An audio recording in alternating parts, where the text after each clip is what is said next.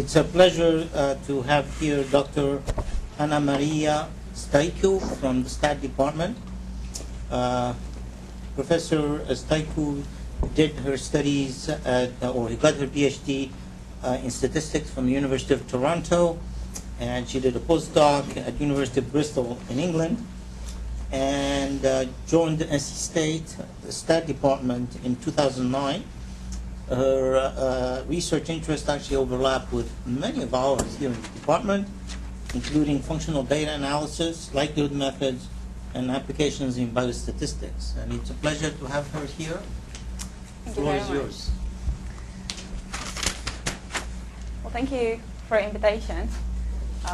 It's a pleasure to visit your department, and I've had a fantastic time discussing with some of the students of Dr. Cream, and I enjoyed the lunch.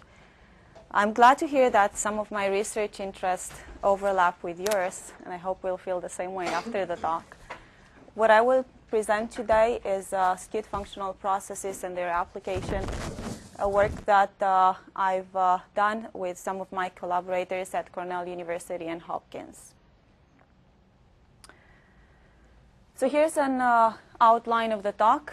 I will begin with a motivating application, which is a diffusion tensor imaging study.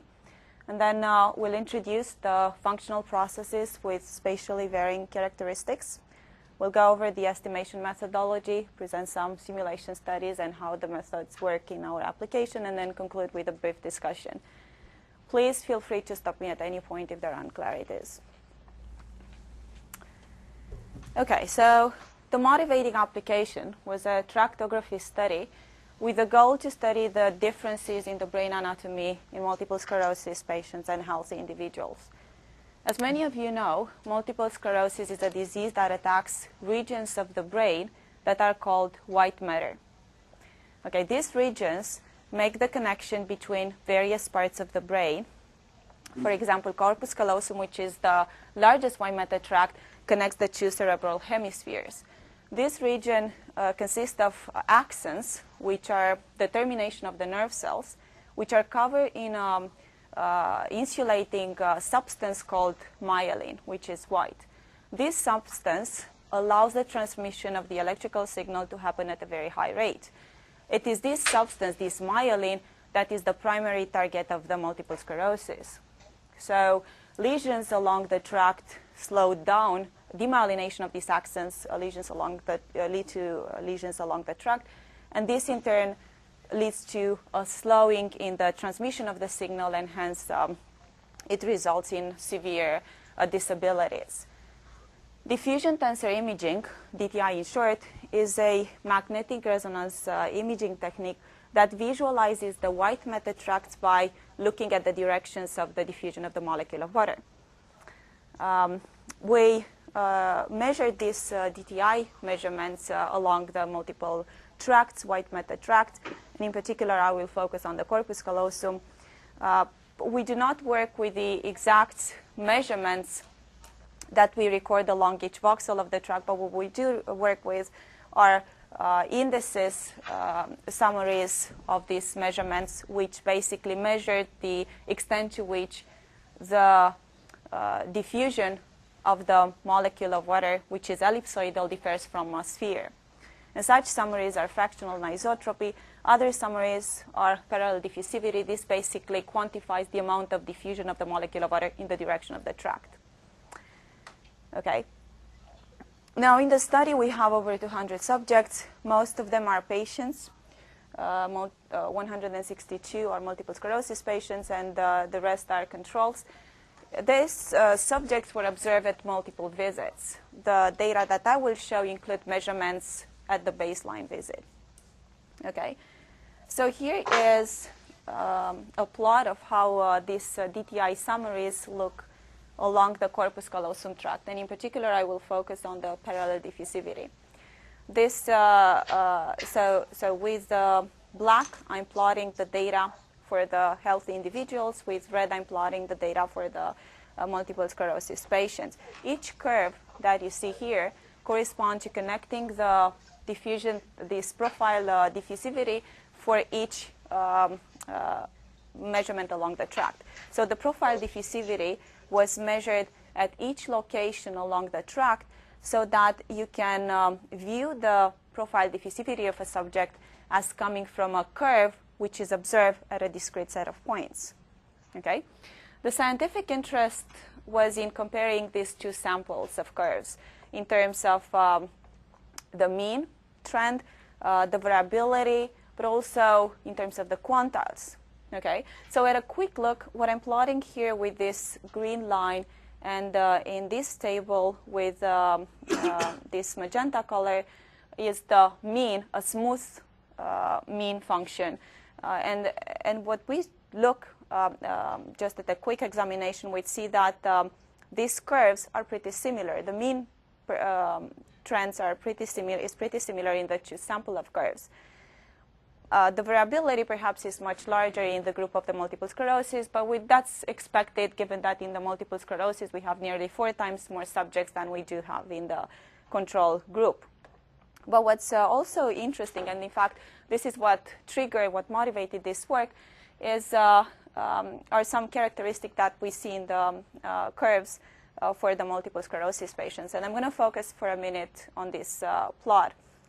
So if we took a particular location on the tract, on the horizontal axis we have the distance along the tract. So if we focus on a particular location of the tract, and if we look at the distribution of the measurements in our sample, we see that there is a skewness. Okay? The data are skewed to the right. Okay? Now if we change the location of the tract, we see that the skewness varies. Okay?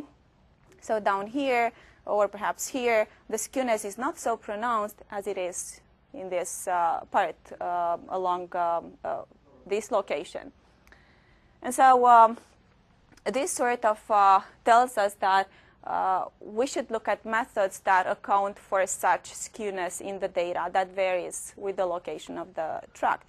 But definitely, we should start with methods that are applicable to functional data. Okay? And since I didn't know what was your background on functional data, here's a slide that introduces that. So x is a random function if it, first of all, if it's a function, okay, it's defined on a domain T, but in addition, it varies itself, okay?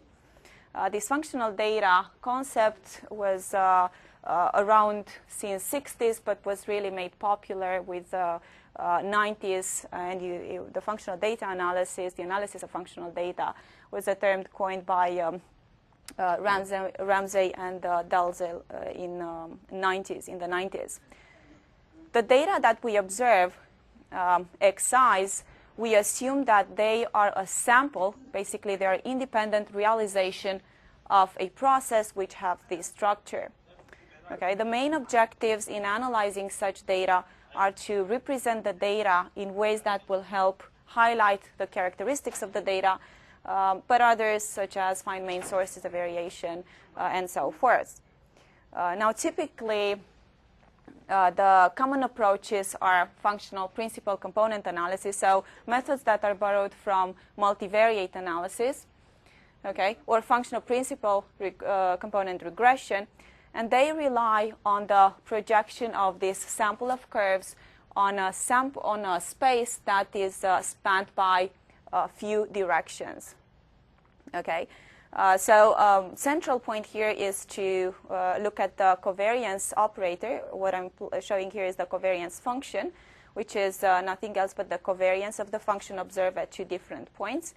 The spectral decomposition of this covariance function gives us the pairs of ordered eigenvalues and corresponding eigenfunctions. Okay, and these eigenvalues decrease to 0. Now, using the space spanned by the eigenfunctions, we have the Carhune-Loew expansion, which says that each function then can be expanded in this fashion as a mean function plus a deviation that is a linear combination of the basis functions. The coefficients of each basis are termed functional principal component scores, and they are assumed to be uncorrelated with mean 0 and variance given by the eigenvalues, the by the eigenvalues lambda k. Okay. There have been a lot of interest in functional data analysis recently.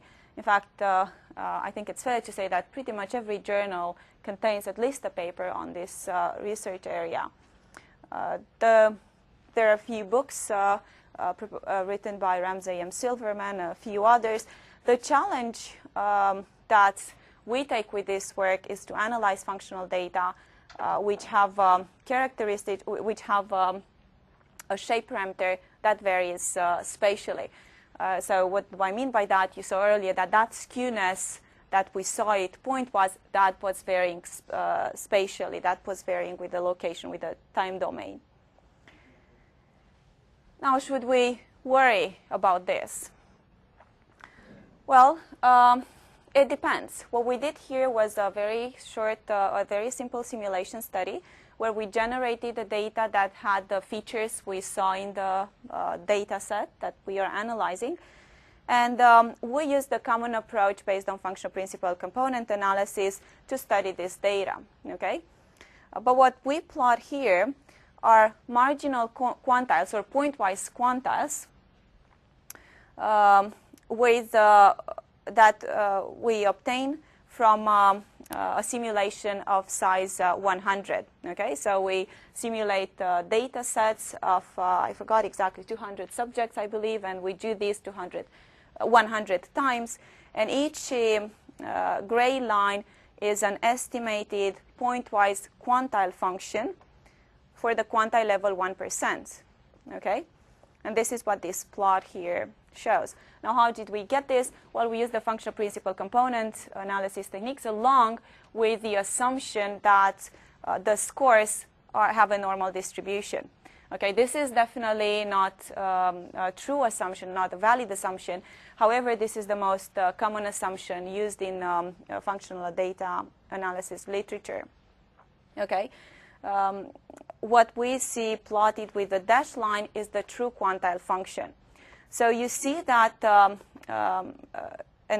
what I'm showing here in the bottom panel are the same things, so pointwise quantile functions for various quantile levels, 1%, 10%, and 50%, with gray lines are the estimated, with dashed lines is the true function. So you see that applying the current methods along with the assumption of normality of the scores can give really biased or inaccurate results. Okay, and the problem becomes more serious as we go towards the lower level of the quantile, such as 1% in this case. Now, if we are interested only in the pointwise quantile function, then there are ways that would compute exactly that are borrowed from longitudinal analysis. So non-parametric quantile estimation is a technique that estimates the pointwise quantiles function.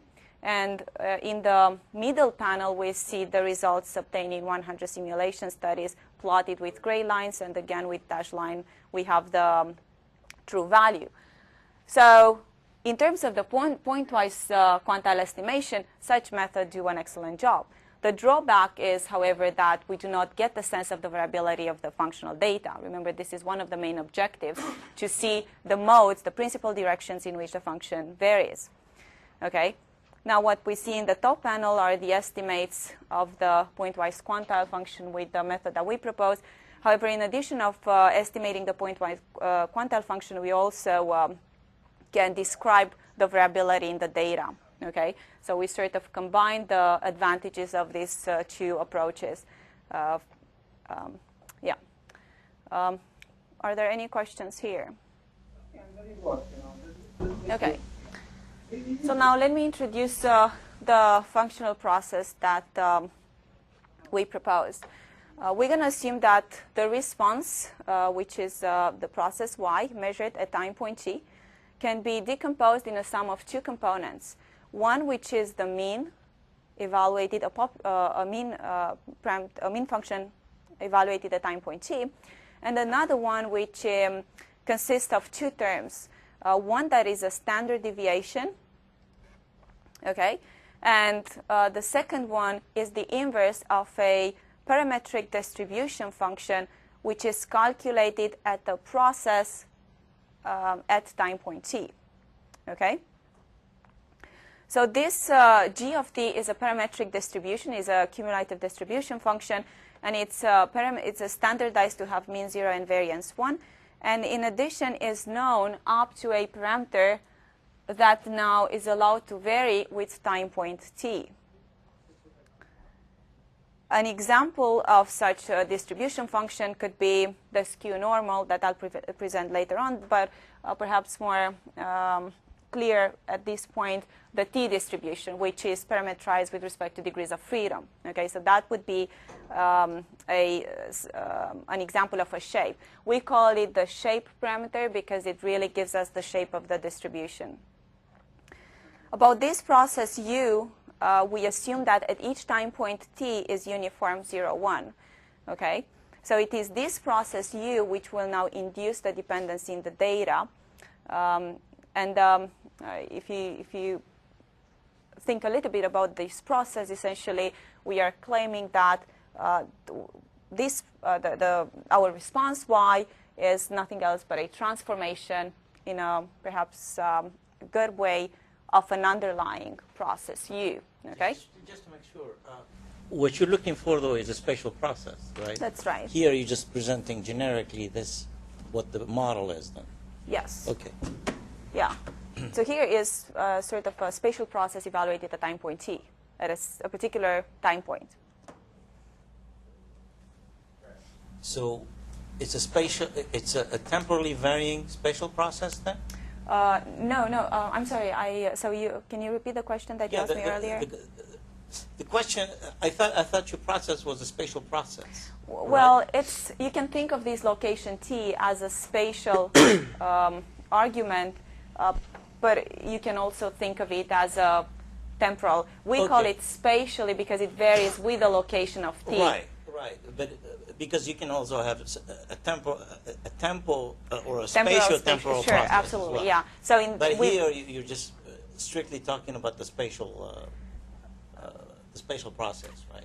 Here, your t is spatial, actually. Yes. Okay. Yeah. So we assume that the data that we observe is our independent realization of processes like we saw earlier. So for every I, the response evaluated at time point t would be decomposed in the same fashion, where the mean is now the same across all the subjects, and the standard deviation is the same across subjects.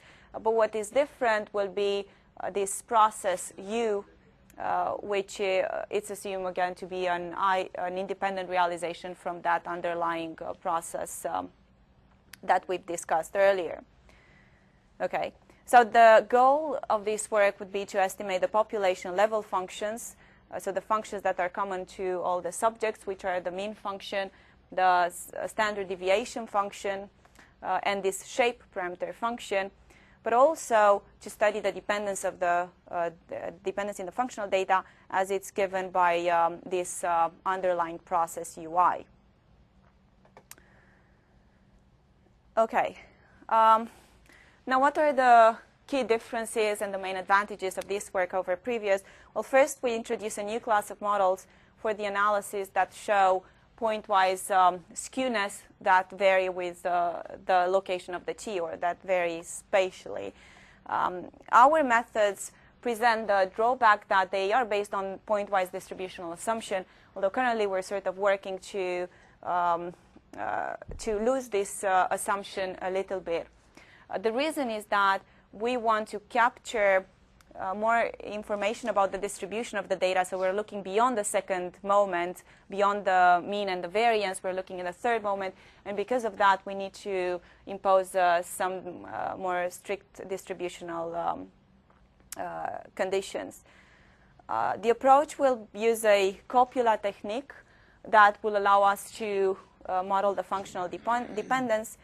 And one advantage of our method is that once we estimate all the parameters involved, namely the mean, the variance, the shape parameter function, we can get very easy estimates of the quantile, pointwise quantile functions, irrespective of how many pointwise quantile functions. Just to present an analogy, I've showed you earlier how to use, or that are methods, non-parametric methods that can get the pointwise quantiles functions.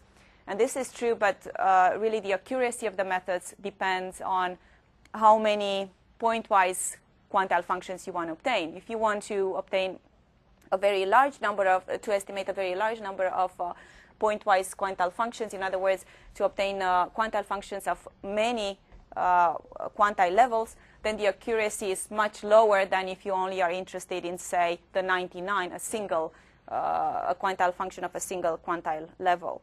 Okay, in our approach, it really doesn't matter how many quantile functions you are interested in. Once you estimate all this population level parameter, you can quickly get estimates of your quantiles of interest. Now I'll describe in the methodology Copula and also some skew distributions. So I'm going to quickly review what I mean by that.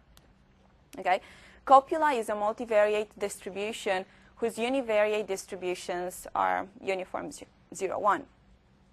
So for example, if x here denotes an m-dimensional vector, which has marginal cumulative distribution functions given by this capital F sub j, then the copula of x is the multivariate distribution of these transformed variables, where the transformation that is applied is the marginal CDF, so that we make everything uniform 0, 1. Okay? So basically, an example would be that a Gaussian copula, or well, I'll give this in the next slide. The advantage of this methodology resides in this theorem of Skewed, who says that if we have a joint distribution F for our m-variate m-dimensional vector x, then there exists a copula, and the copula is defined in this way, where capital F's denote the marginal CDFs. Okay? In addition, if these univariate CDFs are continuous, the copula is unique. Now, if we look at this expression for a moment and try to derive the density, presuming the density exists of this, the joint density exists. So if we differentiate this with respect to all the arguments, we find that the joint density is equal to the copula density multiplied by all the marginal densities. Okay?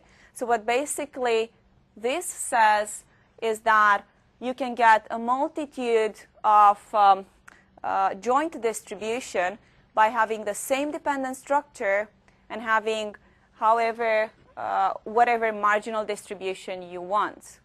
Okay, so for example, a Gaussian copula would mean that the dependence is the same as in a multivariate normal distribution, but the marginals of a distribution with Gaussian copula can be anything, do not necessarily have to be normal 0, whatever normal distribution. There are many parametric copulas that one can work with, but we will work with two parametric families called Gaussian and T-copulas for the simple reason that in functional data we're interested, a major role is played by the covariance functions. And only those two parametric copulas use, say, correlation matrices, which can be extended in a natural sense to a correlation function. So an example here is the Gaussian copula. The Gaussian copula is parametrized by a correlation matrix, R, and the definition is here. So if R is a positive semi-definite matrix, and this, if this phi sub R denotes the multivariate cumulative distribution function, then the Gaussian copula is defined in this way, where we basically take this, the inverse of the standard normal 0, 1 to go back to, we take this transformation here. Okay, so this copula gives us the dependence in a multivariate distribution without really getting us the normal marginal distribution.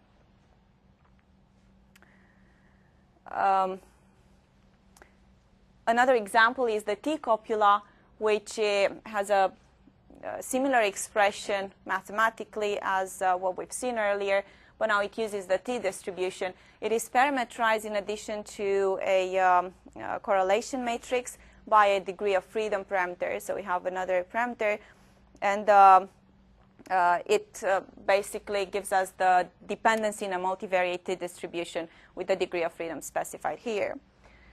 We said earlier that we are interested in these copula, which are parametrized with respect to matrices, and the reason is that the matrices can be viewed as, say, a bivariate function, such as the covariance function, evaluated at a certain grid of points. Okay. The advantage of the T-copula over the Gaussian copula stands in the tail dependence, and I will not go over this, but basically T-copulas will reduce to the Gaussian copula when the degree of freedom is very large, in the same way that the T-distribution reduces to the Gaussian distribution. Okay, so we will use those parametric copulas to model the dependence. For the marginal distributions, we will be looking at distributions that are parametrized with respect to a shape parameter. Okay, and an example here is the skew normal, which has been investigated by Azzolini and collaborators. What I'm plotting here with the red dashed line is the standard normal distribution that we're all familiar with.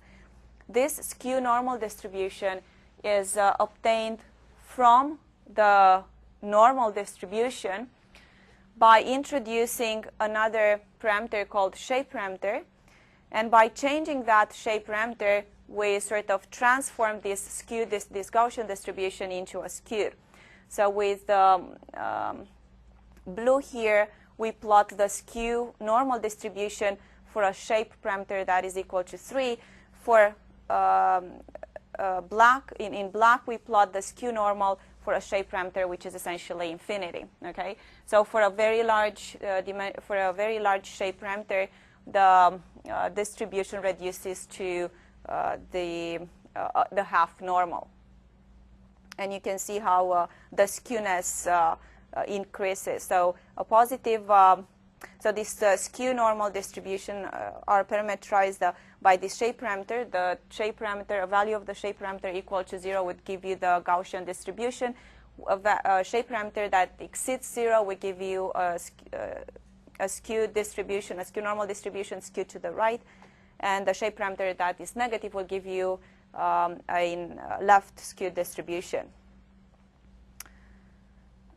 Not only the normal distribution can be skewed, T-distribution can be skewed as well. And here's an example of the skewed T-distribution. Again, there is an extra parameter that controls the degree of skewness.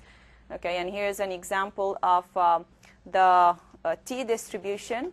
In red, the usual T-distribution with 5 degrees of freedom, and then by increasing the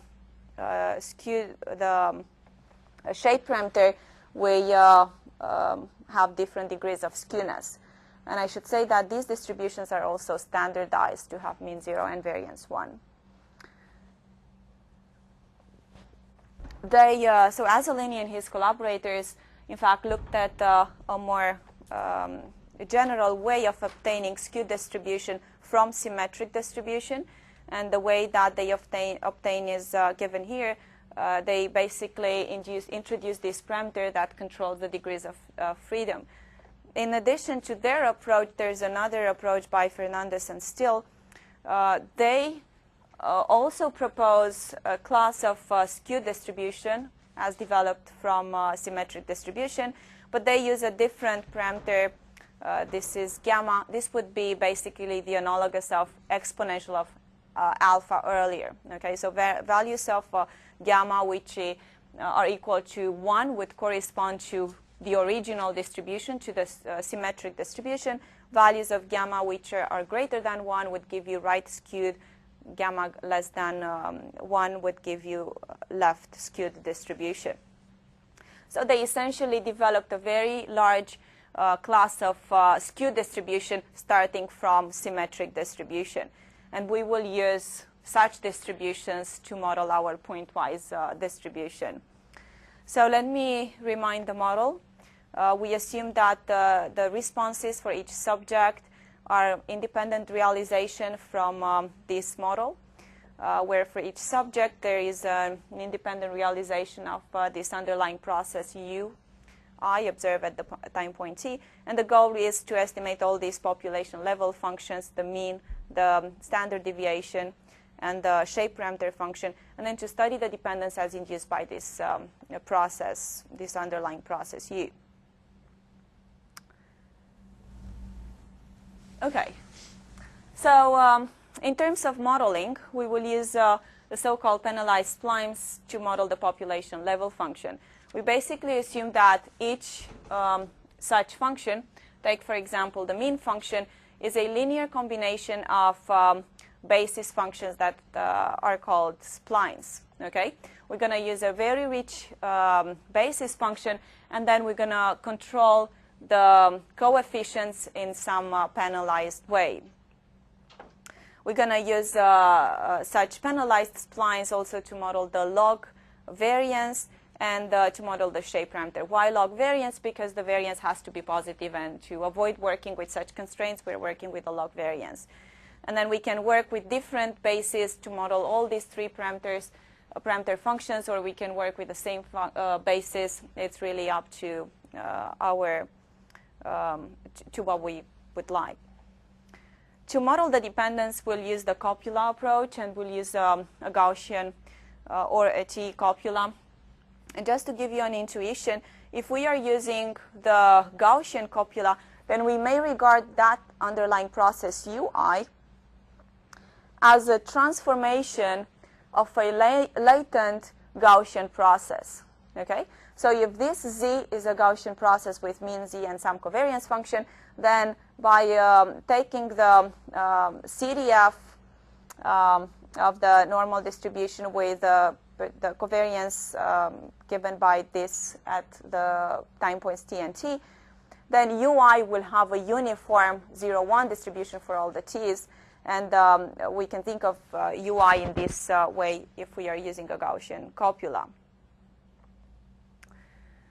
There are two ways to estimate our parameters. One way, that we called it marginal inference, is pretty straightforward. It involves two steps. At the first step, we estimate all these population level functions, the mean, the variance, and the shape parameter. And at the second step, we estimate the Copula parameters, the correlation or the pair between the correlation function and the degree of freedom for the induced latent process. To estimate the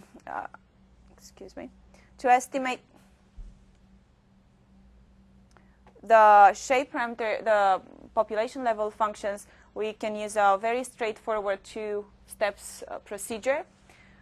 At each stop, if the data is observed at the same on the same grid of points, at each point we can get pointwise MLE. This is implemented in R, which is the software I typically use, and it's very quickly obtained. And once we do that, we obtain smoothing of the estimates obtained earlier using penalized splines. Okay. Alternatively, we can use a joint inference where we consider the model for the entire data. So the log likelihood induced by this Copula methodology is here, where we write the log likelihood for the observed data. This part here is the log likelihood corresponding to each data point.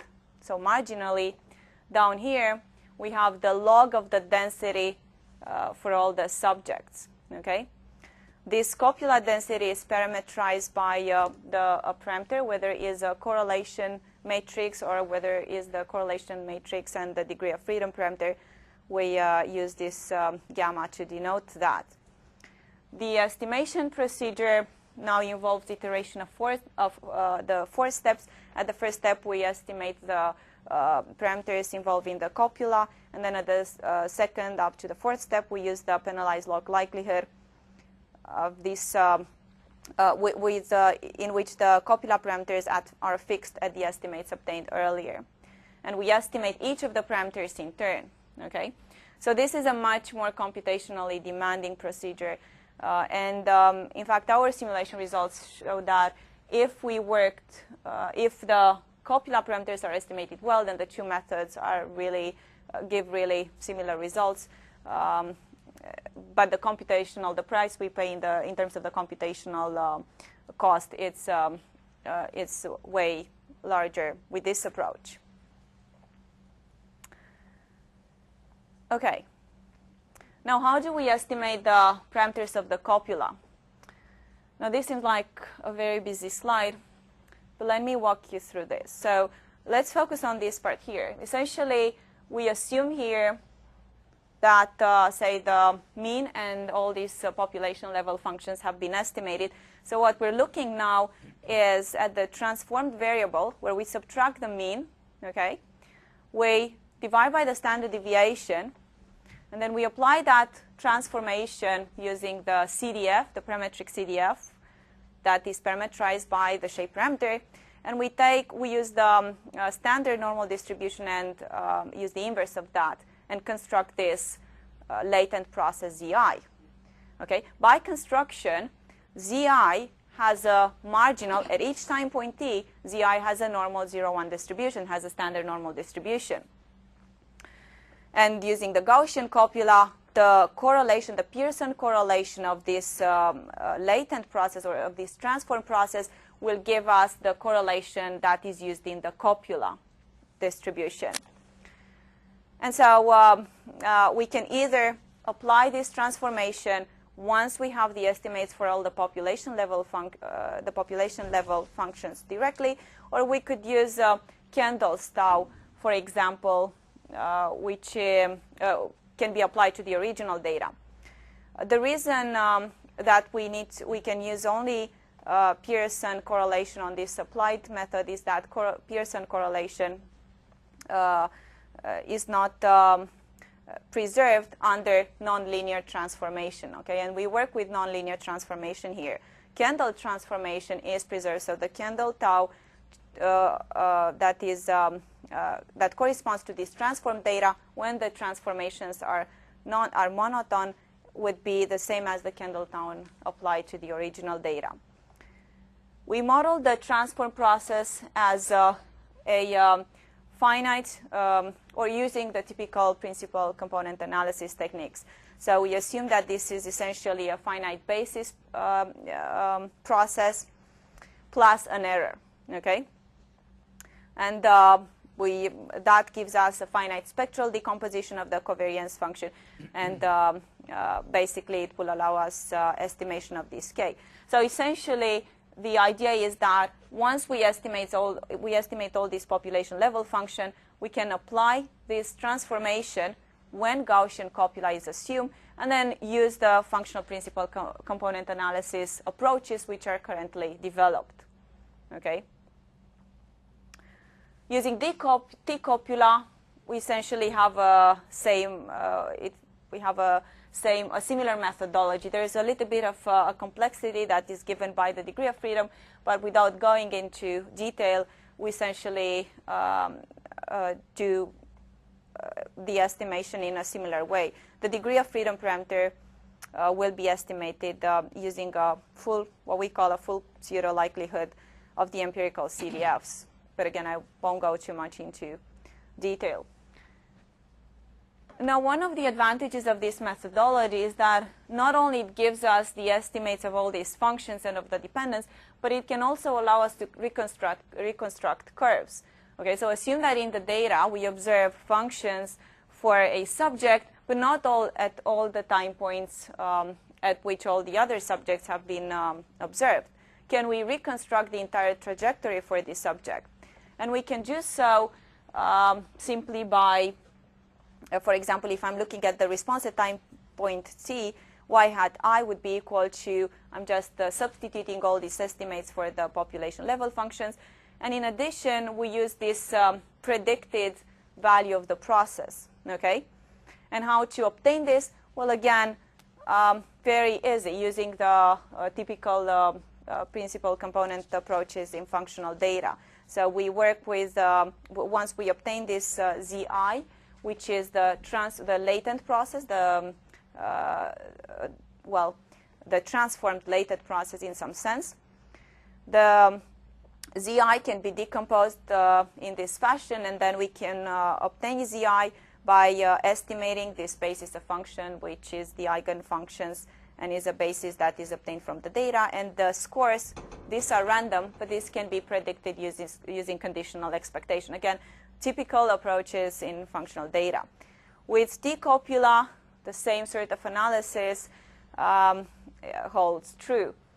Now, we see here that once we apply the transformation using the degree of freedom that was estimated in the data, this, what we call ZI star, will follow a t-distribution at each time point, okay? The covariance decomposition, the spectral covariance decomposition of this process, of this transform process, will give us the direction, will estimate the direction very well, and then the conditional expectation, which will allow us to predict these random components, these random coefficients, will basically recover that pointwise skewness. Okay, although theoretically this conditional expectation is developed under the assumption of the normality, in practice there have been many studies reporting that even if your data is not necessarily normal, these scores will basically recover that non-normality. Okay, are there any questions here? So let me present how this works in several simulation studies. The studies that we look at assume that the data are generated from this model, where we assume that the pointwise distribution is skew normal and it's parameterized with respect to this shape parameter alpha. We look at UI having two types of dependencies, or two covariance structures. One is a finite basis expansion. So in the first case, we assume that this latent process is obtained by using 3 basis expansion and using Fourier basis. In the second case, we assume that ZI is a Gaussian process and the correlation has a short range of decaying or a long range of decaying. Okay. For each simulation, each data set in the simulation has 200 subjects, each subject being measured at 80 points that are equally spaced, and the results are based on 100 simulated data sets and Gaussian copula. So here's an example of a data set that we obtain from the model. So you can see that the skewness is, so this is down here with the dashed line. You see the true value of the shape parameter. So you can see that for values in this area, the skewness is negative, given the shape parameter is negative, given left skewed distribution pointwise, and so forth. Now in this upright plot, I'm showing the estimates of the mean function, with dashed black line is the true value, gray lines are the estimates in 100 simulation data sets. The long variance function, again the true value, in gray the estimates, and the shape parameter function. A more numerical assessment of this, for a more numerical, we look at the square root of the integrated bias, the bias squared, the root of this, the root of the integrated variance, and the root of the integrated mean square error under the 3 types of correlation. Okay, and this is again for mean log variance. So what we see here is that the mean, and in fact the estimation of accuracy decreases as we look at estimating functions that describe higher moments of the distribution. Okay, so the estimation is very good in terms of bias and variance for the mean, but then it decreases a little bit, and that's expected. We are looking at higher order moments of the distribution. In general, the covariance structure doesn't seem to influence so much. However, if you look in the table, we see that the bias is not so much affected, but really the variance of the estimates seems to be somewhat affected by the underlying covariance structure. Yes? Is there a theoretical reason why the higher order statistics are more difficult to estimate? Theoretical reason. Well, you can... it's sort of going and having more access of the... I'm not so sure. So let me think. The bias is normally estimated, the mean is estimated at n, at the square root of n rates. And I think the variance sort of decreases.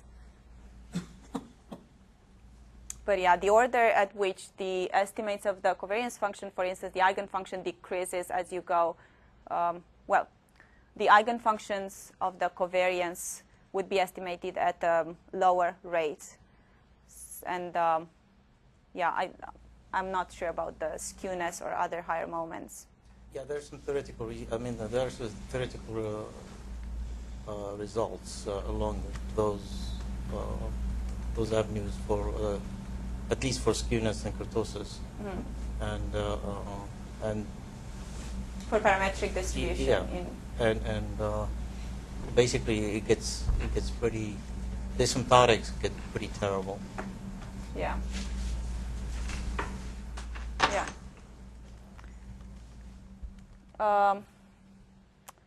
So the variance, like I said earlier, affects the estimates, seem to affect more the estimates of the higher order moments, in the sense that, for instance, when we use a finite basis for the estimation of the finite basis for the expansion of the covariance, the correlation is much stronger, and so you see that the variance is somewhat larger.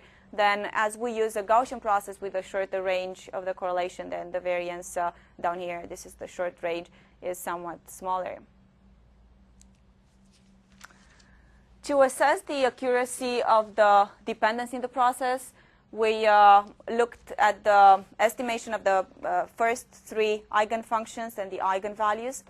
So what I'm plotting here are the eigenfunctions in gray against the true eigenfunction when the process was obtained by using a finite basis decomposition using Fourier. And these are, again, eigenfunctions and eigenvalues of the correlation function. Okay? So we see here, and I should also say that this correlation function was obtained using Kendall's tau. Okay, so not Pearson correlation. So in terms of the estimation of these eigenfunctions and of the eigenvalue, it seems to do a very good job. And again, that would give us sort of an idea how it does in terms of estimating the entire covariance function. I'm sorry, I didn't catch that. So how does this explain the dependence?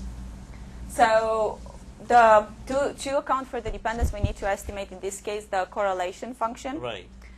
And because it's hard to compare the correlation functions, these are bivariate functions, what we did here is plotting the eigenfunctions and the eigenvalues. So basically using the spectral decomposition of the correlation function. Okay, so what I'm showing here in black line is the true correlation function, the true first eigenfunction of the, and then the true eigenvalue. So instead of, again, comparing what we estimate against the true in terms of bivariate functions, we are looking at the spectral decomposition of that.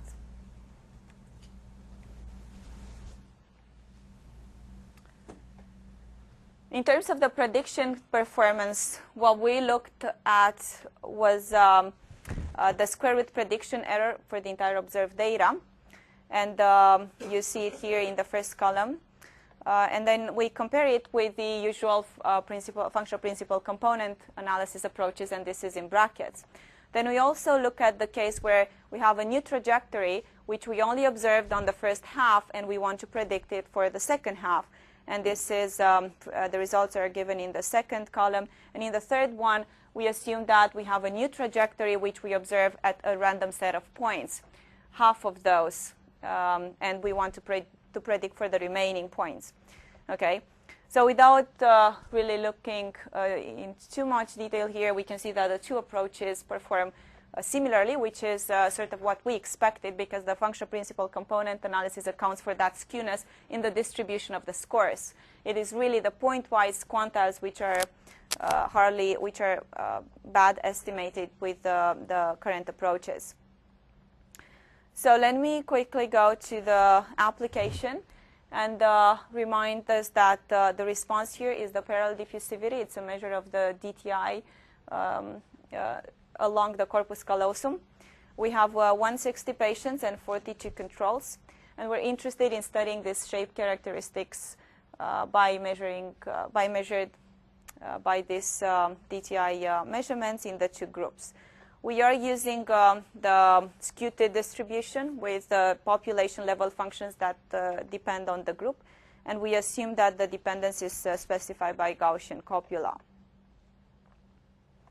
Okay, so this is a picture reminding us of how the data looks like. Now here are the results. The color coding is black for multiple sclerosis, gray for controls. So the degrees of freedom that we estimated for the cases is around 7. The degree of freedom for the skew T estimated in the control is very large, giving us indication that skew normal would be more appropriate for the control group. So we will use skew normal henceforth to model the curves in the control groups. Now, in the upper plot, we have the estimates of the mean function, of the variances, and of the skewness. Okay, again, black for multiple sclerosis, gray for healthy controls. At the bottom, in the bottom plots, we have the estimates of the difference of the mean, log variance, and skewness between the multiple sclerosis and controls, along with a 90% pointwise confidence interval used by 1,000 bootstrap replicates of the data. So this basically gives us evidence that the mean and the variance the mean and the log variance are significantly larger than in the multiple sclerosis group than in the control groups. And there are some regions in the tract, namely around the location of 60, 40 to say 70, where the skewness in the multiple sclerosis group is higher than the skewness in the control group. Now, what are the implications of this? Well, we look at the pointwise quantile function, and again, we're looking at the 99, so very extreme point levels of quantiles, 99% quantile function for the multiple sclerosis and controls, 95%, 50, and 1%, along with confidence intervals used by, pointwise confidence intervals used by Bootstrap of the difference. And we can see that for a lot of quantile levels, the pointwise quantile function are significantly larger in the multiple sclerosis than in the control groups. But as we go towards the bottom, then there's not so much evidence between the two levels of quantiles. Now, in terms of dependence, these are quite interesting results. What we use here is, again, eigenfunctions because well, we didn't think of other ways to display this dependence rather than by using spectral decomposition terms. So these are the 4 eigenfunctions for the multiple sclerosis and healthy control and healthy individual groups. And this explains over 90% of the variability in the data. And you can see that they look very similar in the two groups. In addition, the percentage of the variability that is explained by both of them are very similar. So this sort of gives us evidence that if we want to analyze them further, we perhaps need to use same dependence structure in the two models rather than different, and perhaps gain power to in obtaining our estimates. So I will conclude here saying that we've introduced functional processes, a new class of functional processes with spatially varying characteristics. And we can think of skewness, degrees of freedom, and so forth. We basically use Copula methodology that allowed us to use a modular approach of modeling the marginal distribution and the functional dependence. And our approach provides a unifying platform to study the pointwise quantile and the functional dependence. The previous approaches are really intended for either one of them. Thank you very much.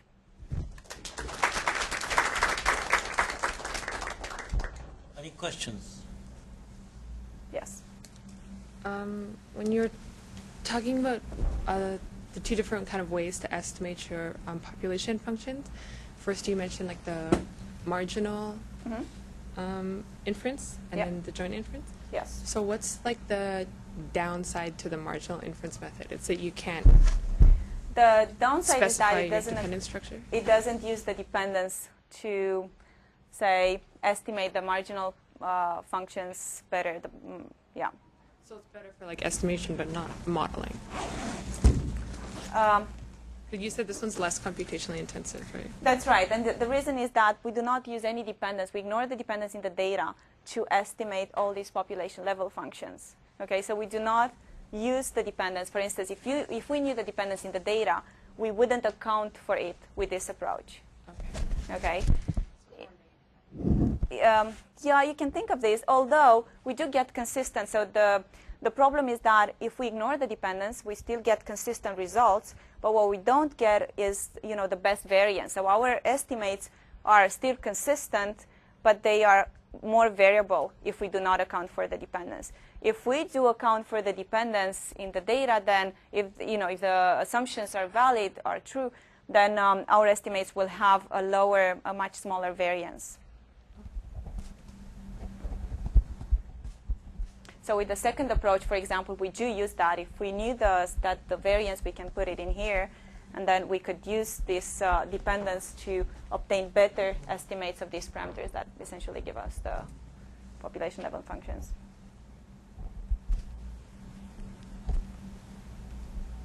Any other question?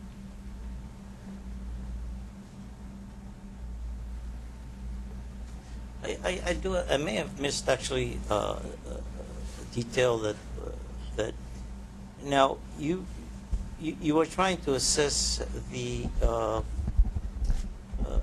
quality of the dependence, and I didn't quite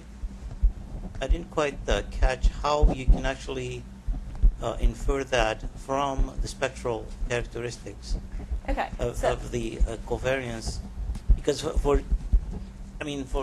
general process, independence and correlation are not so clearly So here's for example the spectral decomposition of the covariance function. Right. Okay, so this spectral decomposition is it gives us a pair of eigenvalues and eigenfunction. Right. Okay. Those are uncorrelated. The coefficients of those things are uncorrelated, right? This covariance function, so this is deterministic. It's not random here. Right. So there's nothing random in this case. Okay. So this is just a parameter, 1, 2, or 3. I'm thinking of the function itself. Yeah. And okay. the function is, Right. is a function is deterministic. It's not random Right. in this case. So if we try to estimate, well, let me go to where I'm showing the results here. So for example, the true estimates, so the true one for each S and T could have a similar spectral decomposition, okay? So they would have, say, lambda k, the pair between lambda k and some phi k of t and phi k of s. That's the true one. That's the true one. Now, in the estimates, we're going to have, let's say, again, a correlation function, r hat of s and t, and this will have its own spectral decomposition in terms of what we call, say, lambda k hat, phi k hat, and phi k s. Right. Okay? Now those are random. No, nothing is random here. Well, it's an estimate, right? That's okay. Yes, in this way, yes, this will depend on your data set. Yes. So what I'm plotting in this graph, for instance, would be in gray phi hat of 1 of t, and with the black, that would be phi 1 of t. Okay? And down here, we plot in this dashed line lambda 1, and this box plot refers to lambda hat 1 for all the data sets. So again, we want to assess the estimation in terms of getting the dependence in the process. So we get this dependence through this bivariate function, and we want to see how well it approximates the true one. And you can think of the square of the norm between those two operators, and that's a reasonable way to think about it. What we looked here was at the estimation of the corresponding components as given by the spectral decomposition. Okay, so for instance, if this if that lambda k hat is around the true value, if all these functions will be around them, then the implication would be that the estimate of the covariance could probably be will be close to the true one. But in actuality, though, the dependers or independents can only be assessed through all of the higher order statistics, not only on the covariance, right? Right, but we don't want to. You need to take a look at the higher order statistics to assess the real independence, right? But we are not interested in the independence. Or dependence, each one, right? Yes, I'm not sure. Okay, we can talk about it offline. Yeah. Okay. Okay. But I mean, here we only wanted to have an idea of how well or how bad our estimation does.